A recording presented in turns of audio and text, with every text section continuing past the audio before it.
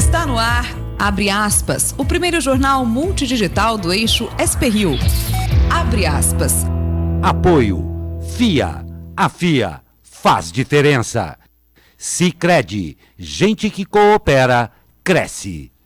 Com transmissão ao vivo pelos Facebooks da SP-Rio Mais e do Jornal Vale, está no ar o Abre Aspas, direto dos estúdios da SP-Rio Mais, em São José dos Campos, São Paulo. Confira os destaques desta edição. Desmatamento na Amazônia cresce quase 30%, maior taxa desde 2008. Toffoli volta atrás e revoga a própria decisão sobre acesso aos relatórios do COAF. Ex-presidente do Paraguai é alvo de operação da Lava Jato. Dólar ultrapassa R$ 4,20 e fecha no maior valor desde a criação do real. Trecho de Serra da Tamoios é totalmente liberado após caminhão que transportava combustível pegar fogo. Plano diretor de Jacareí completa 1 ano de suspensão. Felício Ramute quer vender ações da Prefeitura de São José dos Campos na Bolsa de Valores. E a coluna Emilebs para Todos com Rafael Kiso. É logo após o comercial.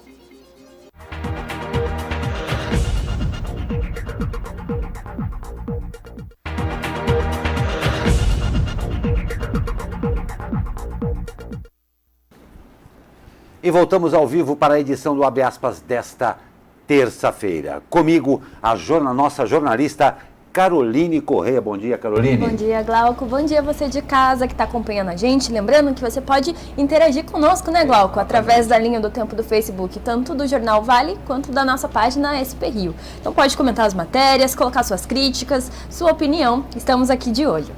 Pois é, e hoje é um dia muito especial, Caroline Correia aqui também, porque hoje, 19 de novembro, é o Dia Internacional do Empreendedorismo. Feminino. Feminino, isso, que é importante muito legal. lembrar. Exato. E a gente vai ter uma entrevista bacana aqui, Vamos ter né? uma entrevista sobre isso, para falar um pouco sobre empreendedorismo e também uma feira muito legal que vai acontecer em São Francisco Xavier. São Francisco Xavier, exatamente. E tudo isso no segundo bloco, nós vamos conversar com Maria Regina Coutinho, empreendedora, que vem conversar com a gente a respeito dessa feira bem bacana que tem aí em São Francisco do Xavier. E ontem foram divulgados novos dados sobre o desmatamento no Brasil. E os números são preocupantes. A taxa oficial de desmatamento na Amazônia Legal é 42,8% maior do que os números já divulgados antes nos alertas de desmate. A comparação leva em conta 2 sistemas do Instituto Nacional de Pesquisas Espaciais, o INPE. Os dados mais recentes são do projeto de monitoramento do desmatamento na Amazônia Legal por satélite, conhecido como PRODES, que é divulgado uma vez por ano e verificou uma área de 9.762 quilômetros quadrados desmatados entre agosto de 2018 e julho de 2019.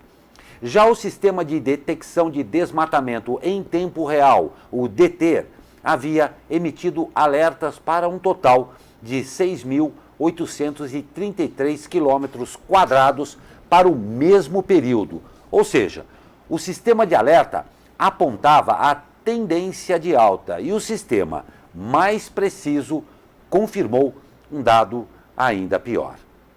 O desmatamento na Amazônia cresceu 29,5% em 12 meses, a maior taxa desde 2008. Ontem, o ministro do Meio Ambiente, Ricardo Salles, esteve na apresentação dos dados do PRODES e afirmou que amanhã deve ocorrer reunião em Brasília para tratar das ações do governo para conter o desmatamento. O ministro já afirmou que pretende contratar um novo sistema para substituir o DETER em julho. Salles disse que o país precisa ter um sistema melhor de fiscalização.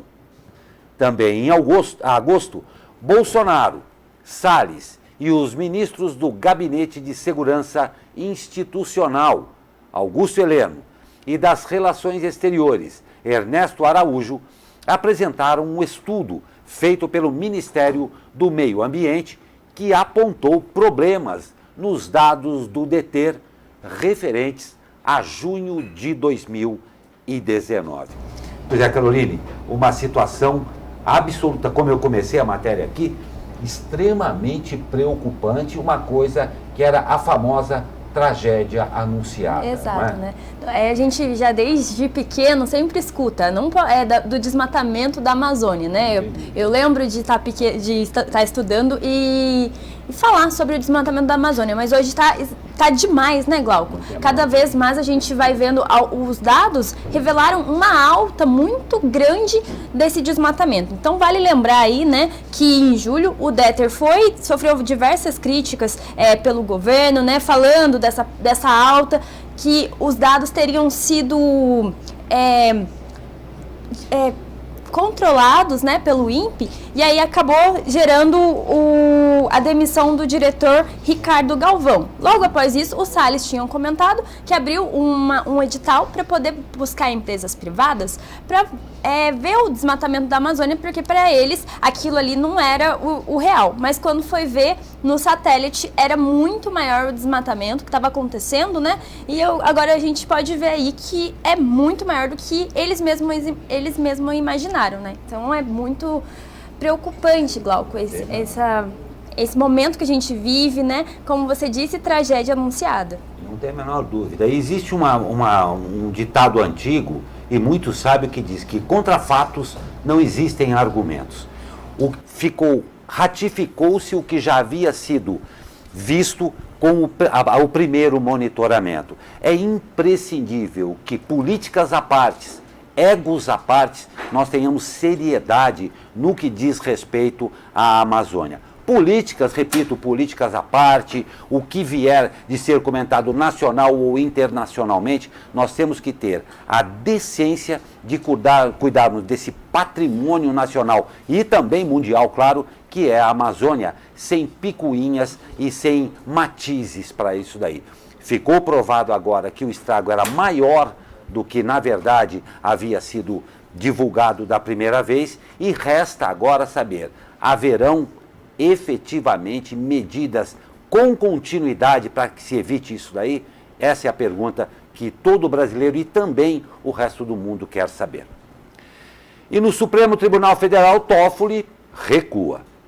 O presidente do Supremo Tribunal, Dias Toffoli, decidiu, na noite de ontem, revogar a decisão proferida por ele no fim de outubro, que exigia da Unidade de Inteligência Financeira, o antigo COAF, a apresentação dos relatórios de inteligência financeira dos últimos 3 anos, referentes a 600 mil pessoas físicas e jurídicas. Toffoli já tinha recebido da UIF o acesso aos relatórios, mas afirmou que informações prestadas posteriormente pelo órgão foram satisfatórias. Segundo ele, o STF não acessou nenhuma informação sigilosa. Toffoli havia pedido as informações em 25 de outubro para subsidiar o julgamento marcado para esta quarta-feira sobre o compartilhamento de dados sigilosos por órgãos de inteligência.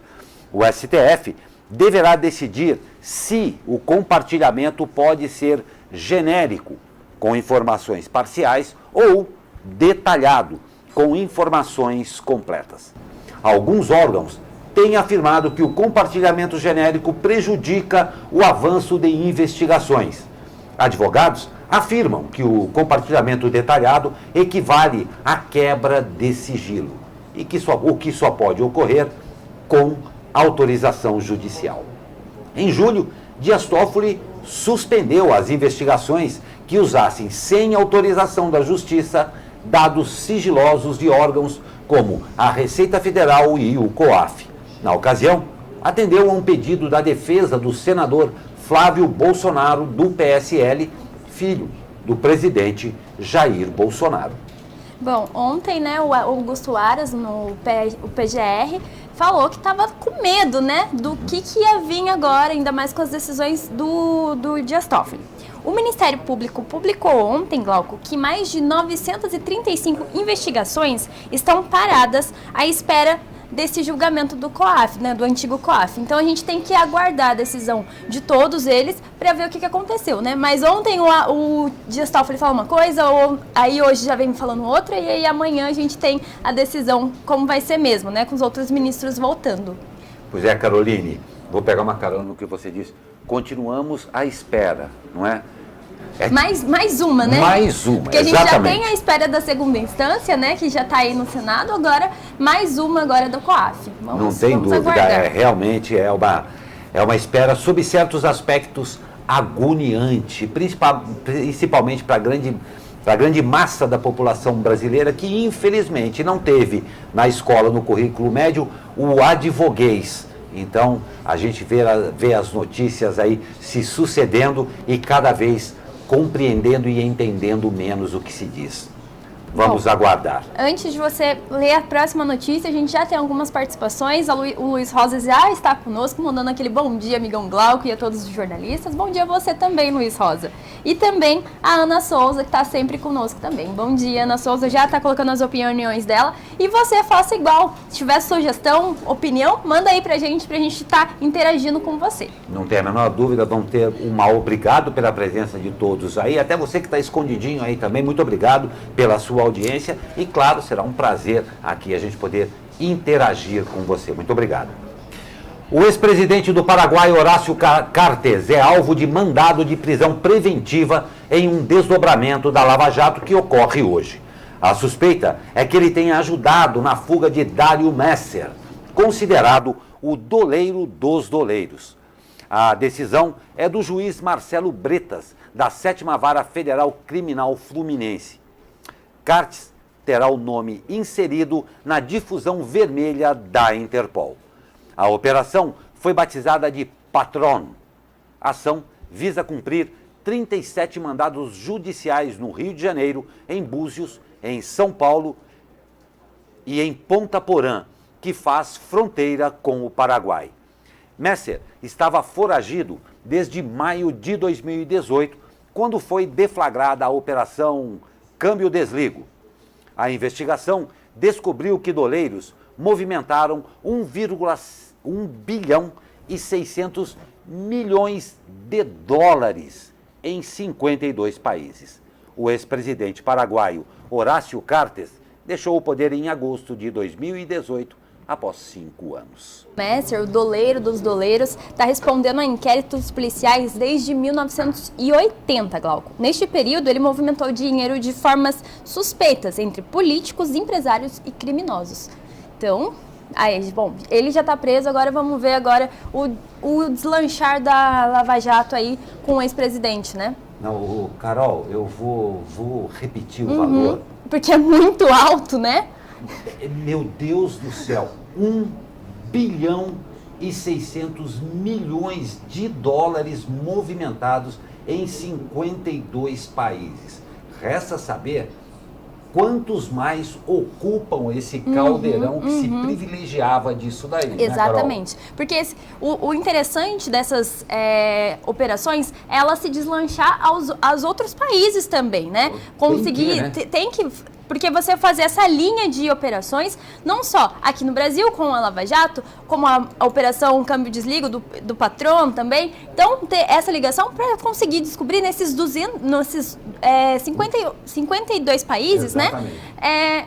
Para onde esse dinheiro está indo e ver esses políticos, empresários e criminosos que também estavam sendo contemplados com esse dinheiro. Não, é uma coisa muito, muito séria e nesse momento particularmente o Brasil precisa também contar com a Interpol, que já faz isso aí, mas com a nossa legislação que permita que os órgãos tenham, primeiro, acesso a esse dinheiro, para onde ele foi, quem são as pessoas envolvidas e principalmente estar em sintonia com todas as polícias desse país para poder. Isso depende de decisões que também serão tomadas no julgamento agora a respeito do COAF. É muito importante que se lembre isso daí também.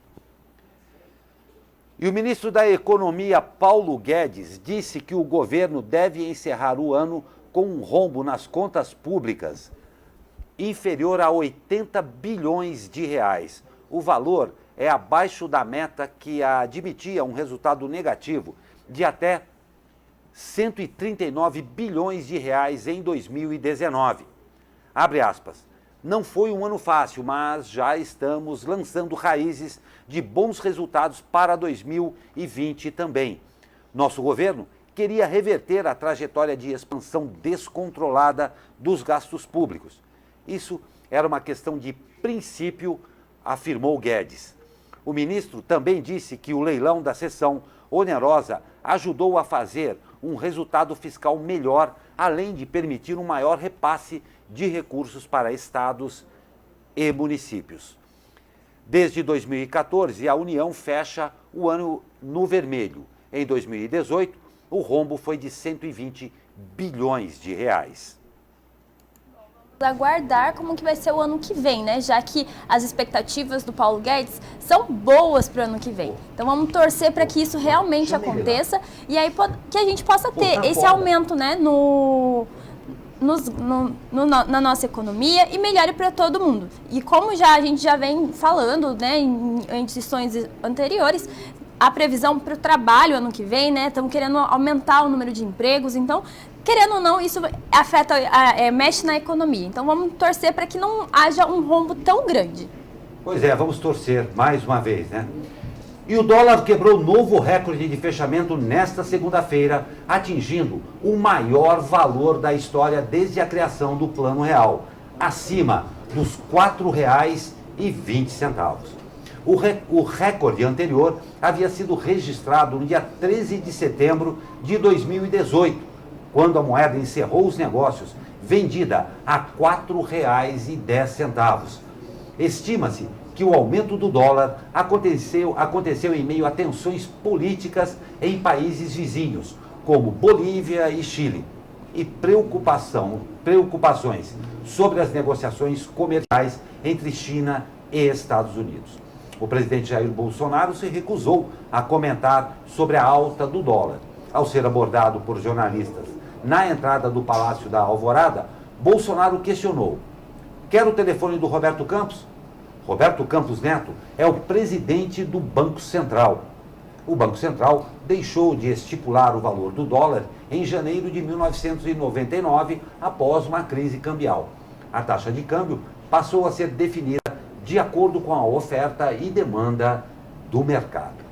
Isso afeta muito investidores querendo entrar no Brasil. Por exemplo, tem uma indústria de telefones celulares da China que está querendo entrar no Brasil e os Estados Unidos não quer que o Brasil aceite esse acordo. Então fica essa briguinha e acaba atrapalhando a nossa economia e aí vem o rombo. Tá tudo ligado, né, Glauco? Não adianta. Tá tudo ligado, não tem a menor dúvida. Bom, a gente está recebendo aqui alguns comentários. O Marcos Eduardo Carvalho, que é o meu querido Marquinhos, editor-chefe, o editor de esportes lá do Jornal Vale, está aqui com a gente também, assistindo, falando que essa dupla, Caroline Correia e Glauco Turci, estão dando show. E também falou que o Douglas é muito fera. Muito obrigada, viu, Marquinho? Nossa, muito obrigado mesmo. A gente agradece demais isso daí, ainda mais quando vem aí desse nosso grande parceiro, que é o Jornal O Vale. Obrigado, Marcos. Aí, uma última observação a respeito, principalmente da alta do dólar, é que dentro de uma contingência mundial, isso daí, principalmente com relação ao que está acontecendo entre China e Estados Unidos, isso é até uma reação. Agora, uma coisa que o Brasil tem que ficar extremamente atento são as nossas reservas. E no momento, a despeito do problema de fechamento ou não de negócio também, Carolina, só para esclarecer isso daí, é imprescindível que a nossa reserva de mercado esteja forte. E ainda bem que para o Brasil as nossas reservas são suficientes para qualquer alta. A variação que teve do dólar não é preocupante para o Brasil. Agora, nós temos que estar muito atento com relação à situação mundial, particularmente com a América do Sul, que em função de todo desse caldo que está acontecendo aqui, dessa tensão que anda acontecendo, claro, aumentou o risco da região como um todo. Então a gente precisa, assim como a Caroline muito bem disse, é um todo que a gente precisa estar muito atento. Exatamente. Na semana passada a gente teve o BRICS, né, que Exatamente. O Bolsonaro recebeu vários pessoas, figuras importantes, políticos importantes de outros países para poder fechar negócio. A gente não pode deixar outro país mandar na gente. Nós somos uma economia mais fraca, sim, somos, mas a gente não pode ser pau mandado dos outros, né, Glauco? Exatamente. E a Petrobras anunciou ontem uma elevação de 2,8% no valor da gasolina e do diesel. O aumento ocorre após importadores argumentarem que o preço da gasolina nacional estava em defasagem com os preços internacionais. O último reajuste foi em 27 de setembro. Desde então, a ausência de reajustes era considerada crítica pela Associação Brasileira dos Importadores de Combustíveis. A entidade apontou uma elevação de 6% no preço da gasolina no mercado internacional, desde o último ajuste feito pela Petrobras até esta segunda-feira. Fomos aí 50 dias sem reajustes, apesar que o diesel teve um reajuste um pouco antes disso. E o aumento, então já prepara o bolso aí, vai ser de 5 centavos a gasolina e 3 centavos o diesel. A diferença antes, Glauco, para outros países era de 9 centavos a 19 centavos. Então o Brasil ainda tinha um reajuste menor. Ele ainda continua sendo o país com o combustível, um dos combustíveis mais baratos, mas ainda é caro. Pois é, e já está doendo por antecipação aqui, né? Não tem dúvida. Eu que faço Taubaté São José todos os dias, pesa muito no meu bolso. Então, eu não vou aquela. pedir pra você de bicicleta. Não dá, né? Senão eu vou chegar aqui no jornal toda suada, não vai dar certo. Dúvida. Mas, infelizmente, é um meio que a gente faz, tem que fazer, mas é muito caro. Acaba pesando muito, não só no meu bolso, mas no bolso de muitos brasileiros que também precisam fazer aí esse transporte, muitas vezes, de carro. Não tem a menor dúvida, indiscutivelmente tem um efeito cascata aí também, transporte e tudo mais. O prefeito da cidade de São Paulo, Bruno Covas, voltou a despachar na sede da prefeitura na manhã de ontem, após receber alta no Hospital Sírio-Libanês, onde esteve internado para tratamento de um câncer na região do estômago. Ele participou de reunião com todo o secretariado e depois atendeu a imprensa ao lado do governador João Dória. Bruno Covas foi recebido com aplausos e agradeceu as manifestações de apoio. Homem muito forte, né, Glauco? Tá mostrando a força aí. E também nessa coletiva de imprensa que ele respondeu, o prefeito destacou ainda algumas iniciativas que estão sendo feitas com o Estado. Vai ter 2 hospitais no ano que vem e a obra da duplicação Avenida Boimirim. E ele ainda também falou que no ano que vem vai ter um empréstimo de 500 milhões para recapeamento da cidade. Então ele fez esses anúncios aí ontem também nessa coletiva de imprensa, que foi recebido com muitos aplausos, gritos, as pessoas comemoraram e ele agradeceu muito esse carinho também. Ele disse que sem essas pessoas ele não ia conseguir.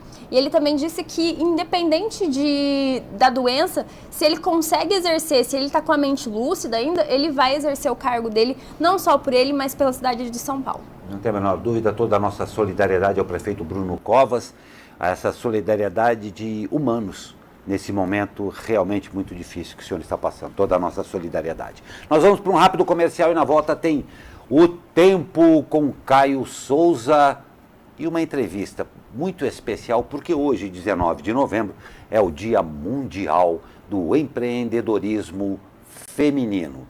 Nós vamos ter já em nossos estúdios aqui a senhora Maria Regina Coutinho, uma empreendedora que vem falar de uma coisa muito bacana que vai acontecer em São Francisco do Xavier. E claro, eu e Caroline queremos a sua participação nessa entrevista, né, Caroline? Com certeza, ainda mais para falar sobre empreendedorismo feminino, que é uma coisa que traz autoestima para as mulheres. Não tem a menor dúvida. É rapidinho, depois do comercial, fique com a gente.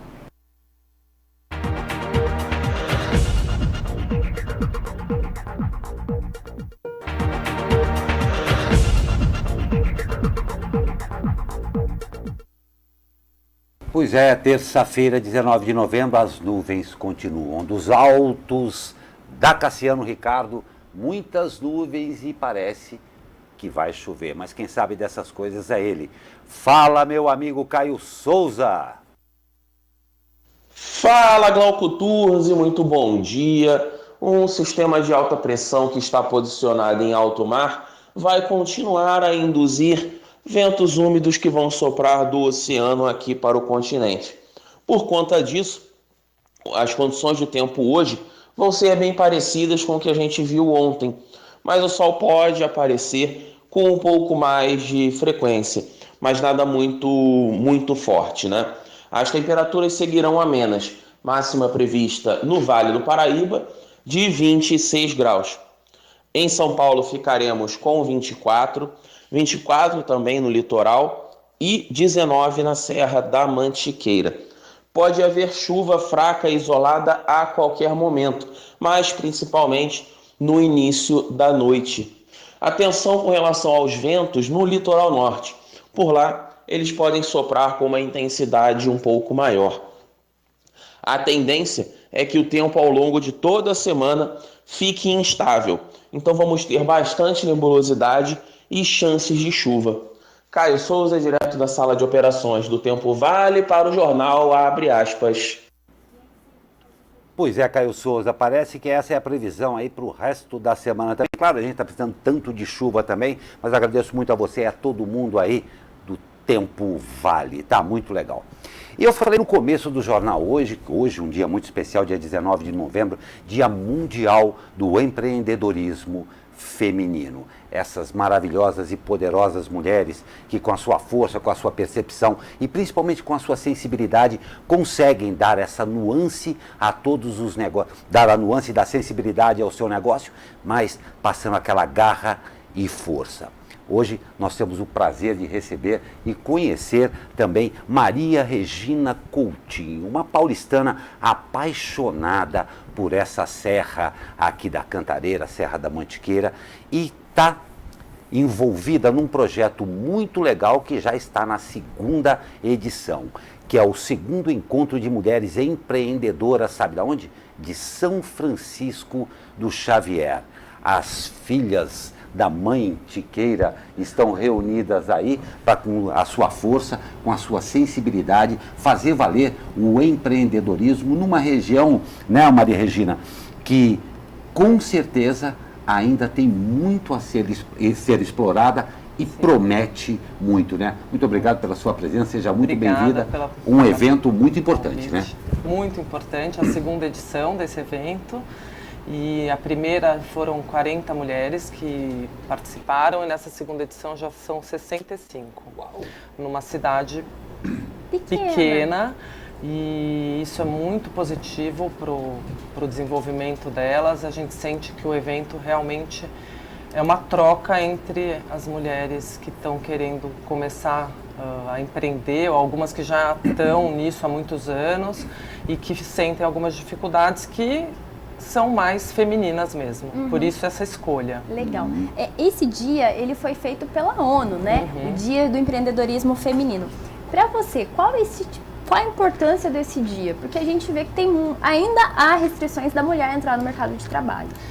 A importância, na minha opinião, é que como no mundo todo a cultura social era muito que a mulher não trabalhava, isso há muito tempo atrás, hoje as coisas mudaram. Então, o fato de ter esse dia, essa data, eu acho importante porque mostra que eles observaram que os números mudaram, porque tem números, né, provando que são muitas mulheres empreendedoras e eu acho que isso ajuda a fortalecer a autoestima das mulheres que têm dificuldade de se colocar, porque é difícil. E tem algumas questões muito femininas que, numa roda de conversa com homens, a gente não consegue. Né? A menstruação, a gravidez, toda essa parte feminina de hormônio que numa roda de conversa feminina fica muito mais gostoso e a troca é natural. Muito mais rica, talvez. Sim, né? sim. Muito mais rica. E você tocou num ponto que eu achei muito interessante, né? A autoestima da mulher, quando ela pode conversar, quando ela tem um dia dela, né? Para poder estar defendendo esse tipo de direito e conseguir entrar ainda mais, né, nesse mercado. E aí a gente vem falando também de uma região menor, né? Como que nasceu essa ideia de empreender em São Francisco do Xavier e ter esse coletivo? A pessoa que criou esse evento é a Thalita Mazepa. Ela trabalha com desenvolvimento humano, ela é filósofa e ela está lá há 7 anos já. Ela é curitibana e ela faz consultoria para muitas pessoas que têm pequenos e médios negócios na região. E ela sentiu essa necessidade e se uniu a algumas mulheres como eu e outras que fazem parte da organização também. Algumas são psicólogas, outras são comerciantes só, como eu também tenho uma empresa pequena de aquecedor. E a gente sentiu mesmo essa necessidade, ela começou a ser procurada mais por mulheres para ter esse feedback e essa ajuda dela. Ela também faz planejamento e tudo. E aí que surgiu o evento. Legal. Maria Regina, é fato que São Francisco Xavier, como toda aquela região, é um polo turístico, tem uma vocação turística muito forte. A agregação de negócios do universo feminino também, não me leva a mal com isso daí, sim, mas pousadas, restaurantes e tudo mais, ele tem um enfoque especial para nesse momento, nessa segunda edição, continua sendo uma coisa genérica? O enfoque nessa segunda edição é trabalhar bastante a autoestima das mulheres para trazer essa voz, não uma coisa polarizada, mas uma coisa para as mulheres se sentirem ouvidas de verdade e criarem como se fosse uma rede de... Fantástico. Um networking, né? O objetivo maior é a troca de informações pelo trabalho umas das outras, mas acontece que no final vira um bate-papo super legal e eu acabei conhecendo mulheres que eu não conhecia no evento. A região é muito rica em pessoas intelectualmente falando, então tem pessoas realmente muito interessadas em desenvolver, em colaborar com a comunidade, que isso eu acho super importante também, porque é um distrito, né, é subdistrito de São José, né, e precisa dessa força das mulheres, então tem muito isso de ver o que precisa com criança, então criou-se uma rede de ajuda. Desculpe só perguntar uma coisa aqui que eu estou achando muito legal. Você pode conferir, vai poder conferir toda a programação dessa feira que, claro, merece ser prestigiada aqui no site da SP Rio+. Mas eu vejo umas coisas aqui que vão ter aqui, acho que são palestras, até bate-papos. Por exemplo, uma das coisas, coragem para empreender. O que oferecemos? Um olhar para nossos propósitos com a administradora e filósofa, uma das fundadoras, segundo você, Thalita Mazepa. Sim. E tal. Que legal. Depois, cuidar de nós mesmas. Eu estou com a psicóloga Elisângela Piroli. Eu estou achando muito legal, porque existe um cuidado muito grande com o universo feminino, mas com uma atenção especial ao indivíduo. A pessoa que, a partir de determinado momento, se transforma num empreendedor e aí sim tem que extrapolar para o coletivo todas as suas ideias e a sua administração. Dentro dessa conotação, Maria Regina, você acha que... Em que momento você acha que, principalmente aqui na nossa região, se encontram essas mulheres? Porque isso daqui, para usar um termo masculino, não é nenhum paternalismo ou maternalismo nisso daí. É a intenção de se fazer com que progrida. Mas em que momento você acha que nós nos encontramos? Num momento de crescimento. Que bom, ótimo. Muito, que muito. Bom. Até lá, por esse 2 meses que a gente fez o primeiro, para o segundo já teve mais 25 mulheres, é uma coisa muito forte para o tamanho da cidade. Então eu sinto que elas estão realmente se sentindo mais seguras para crescer, porque tem momentos que você fala, acho que isso não é para mim, né? Não quero. Vamos porque brincar de outra coisa, empreender não é fácil. Uma coisa é você ser funcionário e outra coisa é você meter as caras e falar, não, eu vou fazer o que eu acredito.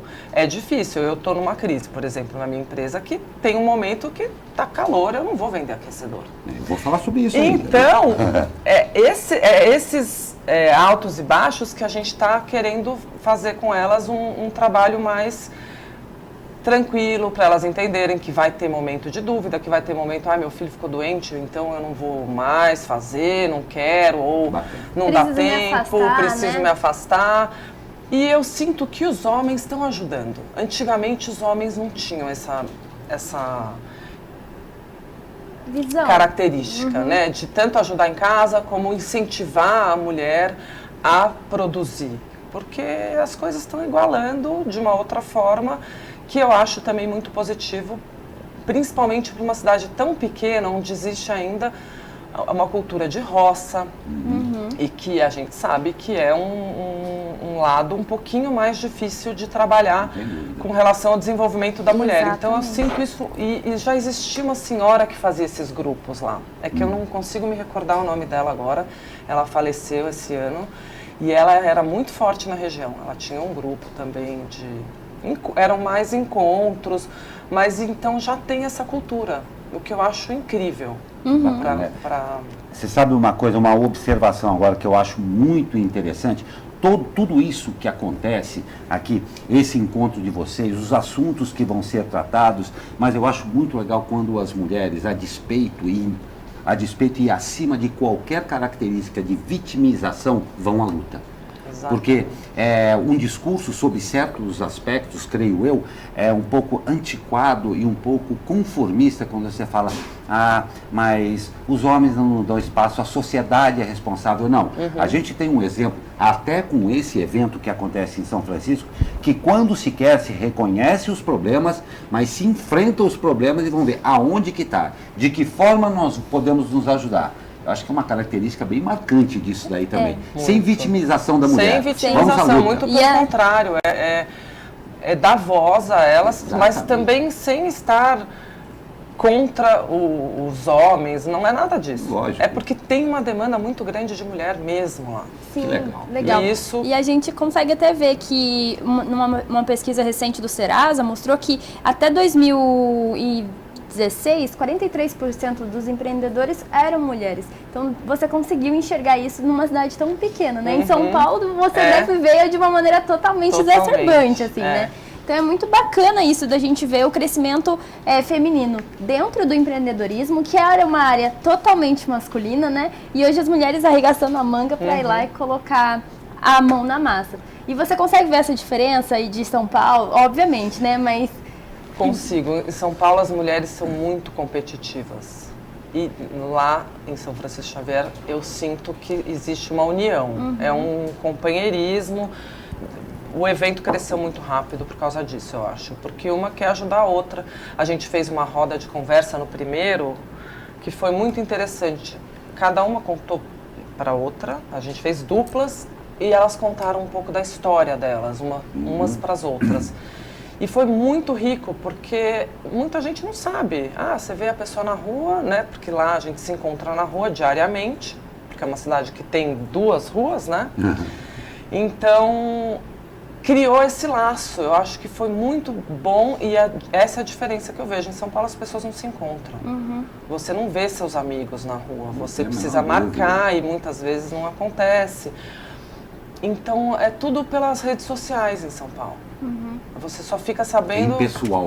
Impessoal. Né? E lá elas estão conseguindo ficar cada vez mais próximas. Eu acho e tem uma coisa que vai acontecer bem bacana aqui também. Vai ter aqui uma roda de conversa com a história de Malicaran. É isso mesmo? Sim. Há 20 anos em São Francisco.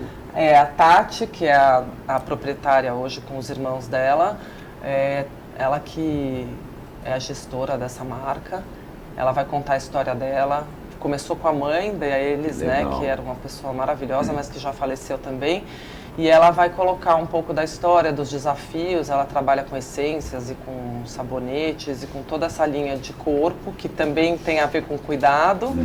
E é um trabalho muito bonito. O trabalho dela é bem reconhecido em São Paulo, já em um monte de capitais. Ela vende bastante e começou pequenininha lá em São Francisco Xavier. Que legal. Então é muito legal escutá-la. Isso que é legal, né? Porque a gente vê que as mulheres, são 68% das mulheres, elas trabalham em casa, devido ao serviço do lar mesmo, né? Você vê isso acontecer? As mulheres estão... Lá bastante. Lá é muito maior, muito né? Muito maior. Não, muito interessante Por isso que eu acho que tem essa cumplicidade. Exato, né? Porque tipo, hoje meu filho ficou doente, suponhamos. fala, não, mãe, pode deixar que eu te ajudo, né? Exatamente. Existe essa sororidade, né? É. Não, é muito, muito bacana. Eu adoro esse termo cumplicidade. O termo cumplicidade, por si só, ele envolve muito mais do que a palavra em si. Ele envolve um comprometimento, eu acho muito legal. Nós estamos aqui, temos o prazer, infelizmente, Maria Regina, o nosso tempo é meio restrito aqui, mas Obrigada um grande pelo prazer em convite. recebê-la. E olha aí. O prazer é nosso. Não, muito legal. Espero que você venha mais vezes, viu? Depois tem que contar como é que foi a feira. Uma pena que você não pode... Poxa, a gente ficou um pouco apertado, ainda mais que é um pouquinho longe daqui, né? Mas a gente ficou super interessada, ainda mais no dia, né? Coincidiu a data, né? O que foi mais legal ainda. E aí conseguiu mostrar ainda mais a importância de eventos como esse, desse coletivo de mulheres se juntarem para ajudar umas às outras, né? Não, muito legal. Então, nesse 19 de novembro, Dia Internacional do Empreendedorismo Feminino, fica aqui o convite para você ir a São Francisco o Xavier e ver tudo que essas meninas, filhas da mãe Tiqueira, estão fazendo por lá neste segundo encontro de mulheres empreendedoras de São Francisco do Xavier, que ocorre hoje das 14 às 18 horas no Parque Municipal de São Francisco Xavier. É isso mesmo, Maria Regina? No casarão da prefeitura, um casarão amarelo bem na entrada da cidade. Que não é tão difícil de se perder em São Francisco. Não, mas você pode colocar no Waze também. Isso, passando o portal à direita tem uma cerquinha branca e logo à direita dá para ver o casarão. Qualquer coisa é só perguntar para qualquer pessoa que com certeza vai saber, né? Não tem a menor dúvida, não tem a menor dúvida. Mais uma vez, Maria Regina, eu agradeço Maria Regina Coutinho, que em uma outra oportunidade vem aqui conversar com a gente a respeito, porque ela é empreendedora. Sabe o que ela faz? Aquecedor ecológico. E você já está convidado para vir conversar com a gente. Obrigada. Especificamente a respeito disso aqui. Vai ser um prazer. Vai ser um prazer também para mim. Muito obrigada. Obrigado você. Fica aqui esse grande convite para você nessa nossa querida, porque São Francisco Xavier, claro, mora no nosso coração, além daquela empadinha maravilhosa que tem lá, né? A gente volta daqui a pouco com mais notícias para você. Fique com a gente.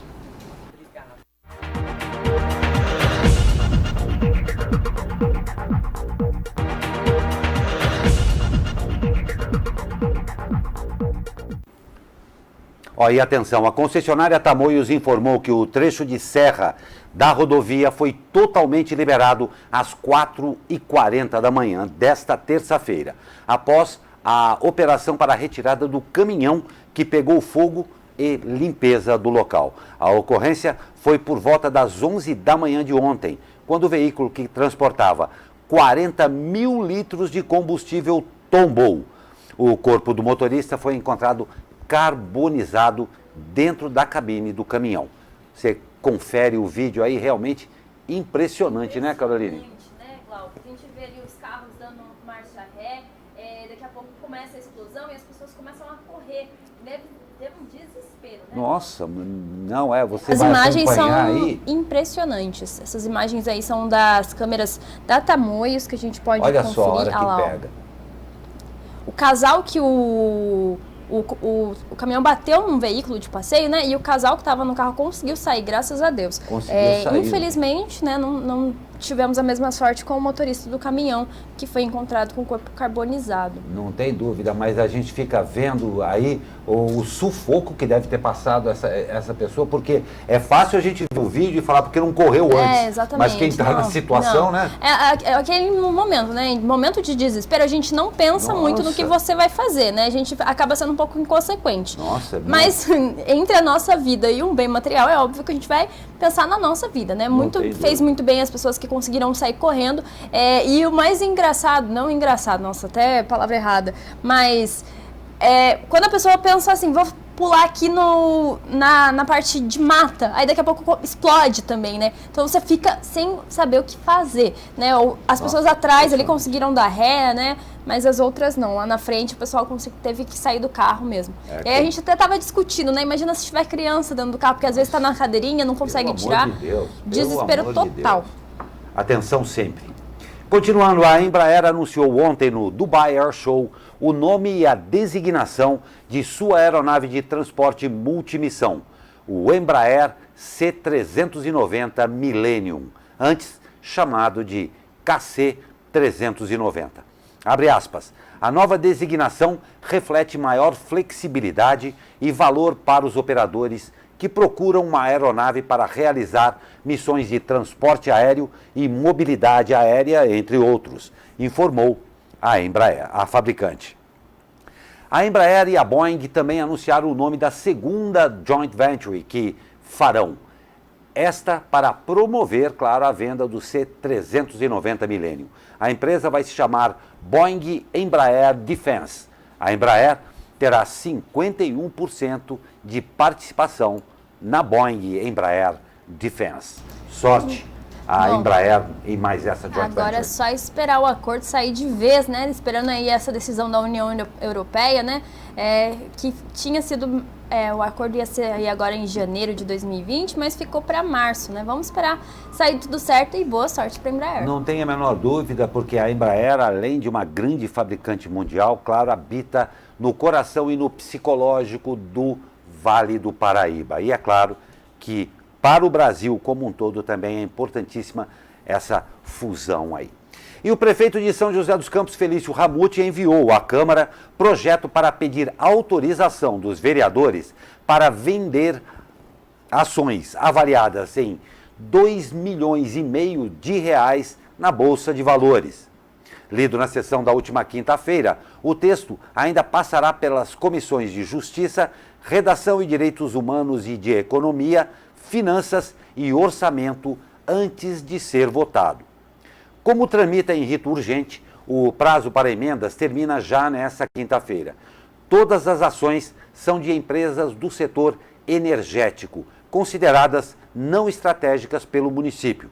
Na proposta, o prefeito cita ainda que, em março de 2018, as mesmas ações estavam avaliadas em R$1.400.000. No projeto, Felício afirma que a venda das ações irá incrementar o caixa do município, cuja arrecadação tem sofrido reflexos negativos da retratação da atividade econômica no país. O prefeito diz ainda que o valor arrecadado com a venda das ações será destinado a atender às despesas de capital e, desta forma, trazer mais benefícios para a cidade e para os munícipes. O prefeito cita como exemplos aquisição de máquinas, equipamentos, realização de obras e investimentos em geral. O projeto também permite que o valor seja destinado ao regime de previdência dos servidores públicos municipais. Projeto ambicioso do Felício, né? Eu achei bem, assim, diferente. Vamos ver o que vai resolver, né?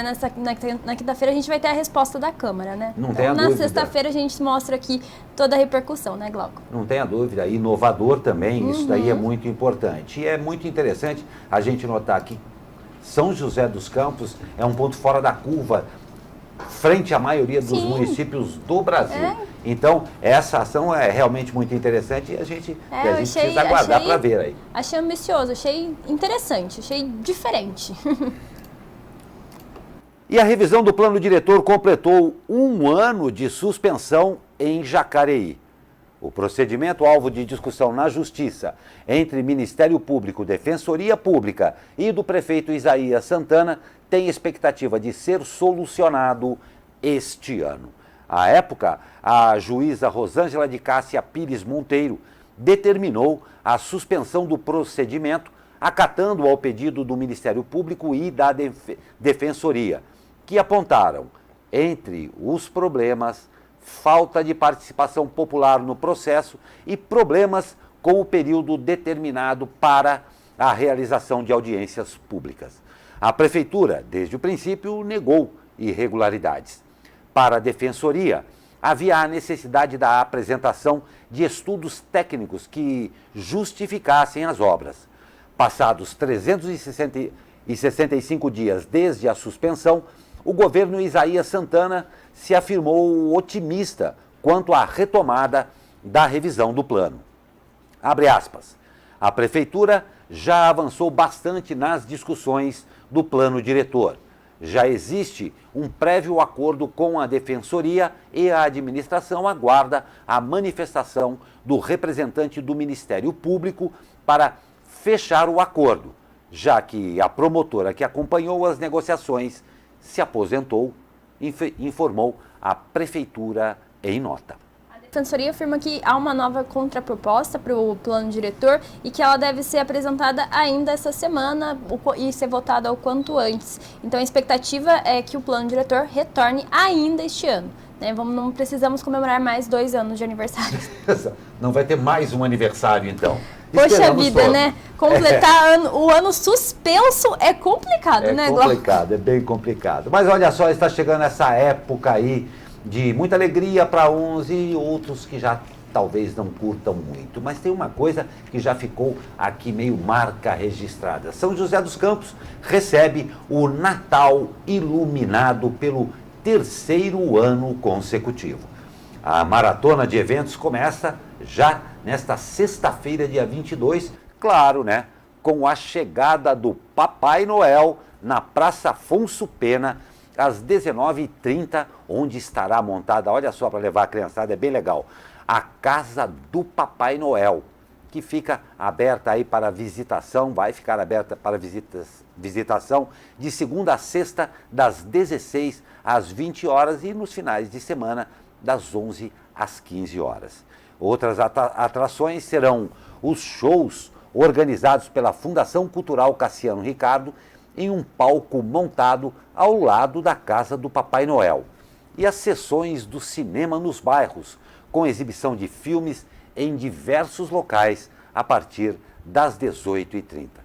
A caravana de Natal também será aquela atração que está todo mundo esperando, com ônibus decorados que vão aí percorrer todas as regiões da cidade. Serão 9 percursos percorrendo 360 quilômetros em 180 bairros. Você está vendo as fotos aí, é uma coisa bem bacana mesmo. Os munícipes poderão reservar os ingressos pelo site da Prefeitura ou pelo telefone 156, a partir do dia 4 de dezembro. O ponto de partida da caravana será no estacionamento do CEF, que é o Centro de Formação do Educador, no Parque da Cidade. O Natal Iluminado é organizado pela ACI, a Associação Comercial e Industrial de São José dos Campos, com o apoio da Prefeitura, Câmara Municipal e Fundação Cultural Cassiano Ricardo. Essa época do ano é uma delícia, né? Você ir em várias cidades, Campos do Jordão já inaugurou também o Natal iluminado deles lá, na sexta-feira. Eu fico, sabe, um pouquinho triste com Taubaté. Taubaté não tem tanto essas coisas. Minha mãe sempre reclama até. E aí a gente tem que ir para as outras cidades para poder ver decoração de Natal e tudo mais. Mas é muito gostosa essa época do ano, acaba movimentando o turismo da cidade também, né? Porque uma fala, você foi lá em tal cidade? Olha lá, tá lá bonito. E muita gente que gosta dessa época do ano vai visitar, né, Glauco? Mas a minha pergunta, já montou a árvore de Natal lá na sua casa? Então, sabe, olha, eu moro sozinho, então é complicado. Porque a montagem, obviamente, envolve desmontagem. Já no intuito de evitar a desmontagem, a gente nem monta. Entendi. Justifiquei? Não foi muito boa a justificativa. Muito boa a sua justificativa. Mas é realmente uma época absolutamente particular do ano e particularmente de um ano que foi bem difícil a todos nós. Então, quando a gente vê as prefeituras, as pessoas aí se unindo em prol de imaginar que teremos tempos melhores, é sempre muito bacana. E eu particularmente gosto dos ônibus. Eu gosto muito dos ônibus, dessas carreatas que acontecem, às vezes sempre tem umas passeatas, vem aquela da Coca-Cola, não sei o quê, né? É muito interessante. E vem essa magia toda do Natal. Eu ainda sou uma criança quando fala de Natal, então eu ainda acredito em Papai Noel. Se é uma indireta para querer ganhar presentinho de Natal, talvez fica funcione, aí a dona dica, Caroline. né? Fica a dica, né? Mas muito legal, parabéns a todos os envolvidos, a Associação Comercial e Industrial, a Fundação Cultural Cassiano Ricardo, a Câmara Municipal, é muito bacana a gente ver esse envolvimento. É bem legal mesmo. Mas vamos de esporte, que hoje está curtinho, mas é sempre bem relevante. E olha só, hoje é a última chance. A seleção brasileira faz o último amistoso do ano. O time de Tite enfrenta daqui a pouco, agora às 10h30, a Coreia do Sul, no estádio Mohammed bin Zayed, em Abu Dhabi, nos Emirados Árabes. Então, para você que tem um tempinho para fazer isso, provavelmente vai ser transmitido e você pode aí torcer pela última apresentação da nossa gloriosa seleção brasileira. Lembrando que a seleção nacional vem de 5 amistosos seguidos sem vencer. Inclusive, a equipe perdeu para a Argentina por 1-0 na última sexta-feira. Pois é. Mostrar aí, né, Brasil, que nós somos pentacampeões do mundo. Vamos ver se depois de 5 jogos sem ganhar, vamos ganhar aí da Coreia. E no último jogo aí o Messi ainda mandou o Tite calar a boca. Vamos ver se o Tite também acorda pra vida e vai embora da seleção, né? Porque já tá fazendo hora extra ali, né? Então, Carolina, eu vou contar uma coisa pra você. Você sabe que eu sou um profundo conhecedor do nobre esporte bretão, né? Eu vou dizer uma coisa, na verdade isso daqui não sofra, porque esse daqui é conhecido como o jogo do cofrinho, e perdeu 5, estamos todos lá em Abu Dhabi, não deve estar ruim para eles, eu espero que esteja tudo bem, né, Carolina? Com certeza. Mas vamos fazer a parte que lhes compete e os senhores são exageradamente bem pagos para fazê-lo. Honrem a camisa da seleção brasileira. Exatamente. E ganhe o seu dinheiro também, né? É, com certeza. Então lá a trabalho, obviamente, mas trazer um pouquinho de alegria aqui para essa nação que gosta tanto de futebol. E claro, tá a seca de 5 jogos perdendo aí, principalmente perdendo para a Argentina, que é o nosso maior rival. Eu tenho medo de discutir futebol com você, ela entende tudo de futebol, gente, é fogo. Mas hoje é terça-feira e terça-feira é sempre um dia especial, porque a gente tem a visita de Rafael Kiso. Sabe da onde, né? Com a coluna MLabs para todos. E hoje ele vai falar aqui, dar um toque bem rápido para você sobre as poderosas hashtags. Fala pessoal, Rafael Kiso, estou aqui para mais um MLabs para todos no SP Rio+. E hoje eu vou falar sobre hashtags, o uso de hashtags nos conteúdos do seu Instagram. Bom, o Twitter inventou as hashtags, né? Hashtags são importantes para linkar os assuntos, mas no Instagram eles também são bem importantes, viu? E uma pesquisa mostrou que usar muitas hashtags não é um bom negócio. Em média, os posts de maior sucesso tiveram 5 hashtags, ou seja, uma boa escolha das hashtags é o caminho. Usem hashtags relevantes que determinem de fato o que é o conteúdo. Não fiquem usando muitas hashtags só para tentar ganhar impressões, porque serão impressões vazias, você vai trazer audiência desqualificada. Então usem até 5 hashtags nos seus posts e aumente o seu engajamento. Eu fico por aqui, SP Rio mais conteúdo de verdade. Até a próxima. Obrigado, Rafael Kiso, sempre muito importante essa coluna que está tendo aqui uma repercussão bem legal aqui para a gente da SP Rio e eu tenho certeza que também para essa poderosa MLabs. Muito obrigado, Rafael. Como a dica de hoje já é hashtag, eu vou usar uma aqui. Hashtag Glauco dê presente de Natal para Carol. Vocês ouviram isso? E o pior é que nós estamos ao vivo e ela vai cobrar. Então vamos ver. Então vou lançar uma aqui. Hashtag @comportamento Caroline Correia para ver se merece o presente de Natal. Já que você falou que era criança, sua mãe não fazia assim? Você se comportou? Então tá bom, tá lançada 2 hashtags. Com essa notícia aqui, com a coluna do Rafael Kiso, a gente vai encerrando o jornal de hoje. Caroline, eu agradeço muito a sua participação. A gente sempre brinca aqui, né? A gente sempre brinca aqui, mas a gente tenta deixar o dia um pouquinho mais leve, né, Glauco? Os primeiros blocos geralmente são mais pesados, então a gente que acaba brincando. Mas hoje é um dia especial, empreendedorismo feminino, né? O Dia Internacional do Empreendedorismo Feminino. A gente teve uma conversa super legal, se quiser rever, depois tá lá no portal. E a gente termina mais um jornal, né? Não tem dúvida, muito obrigado para você que participou conosco na edição desta terça-feira, dia 19. E hoje, a nossa reverência a todas as mulheres empreendedoras, aquelas que têm empresas e aquelas que só empreendem em casa, cuidando de tantas coisas, o nosso profundo carinho e, acima de tudo, o nosso profundo respeito a todas vocês. Uma ótima terça-feira e até amanhã com mais um Abre Aspas.